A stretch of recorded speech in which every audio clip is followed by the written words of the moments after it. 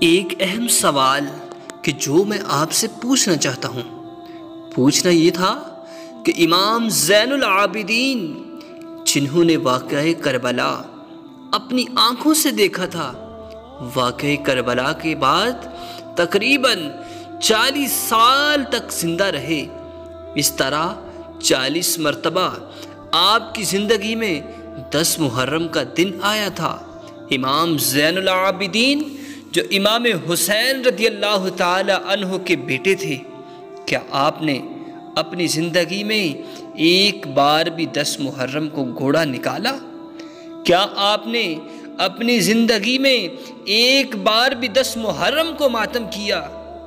کیا آپ نے اپنی زندگی میں ایک بار بھی 10 محرم کو اپنے آپ کو چھریاں ماری؟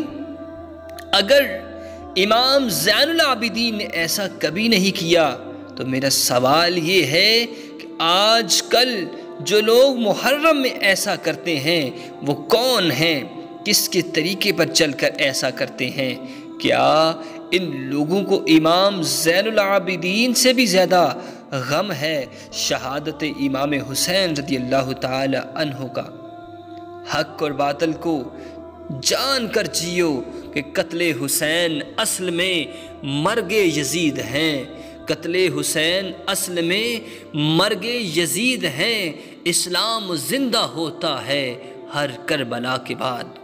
پیارے دوستو، میں نے آپ کو بتایا کیا گھوڑا نکالنا، کیا ماتم کرنا، کیا اپنے آپ پر چھریاں چلانی، کیا یہ اسلام کے اندر جائز ہے؟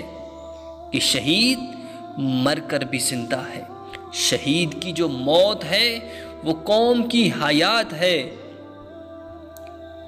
ہمارے امام حسین رضی اللہ تعالی عنہ آج بھی زندہ ہیں۔ ماتم کریں اور کیوں کریں، ماتم کریں اور کیوں کریں، زندہ حسین ہیں، زندہ حسین ہیں۔ لبیک یا حسین، لبیک یا حسین۔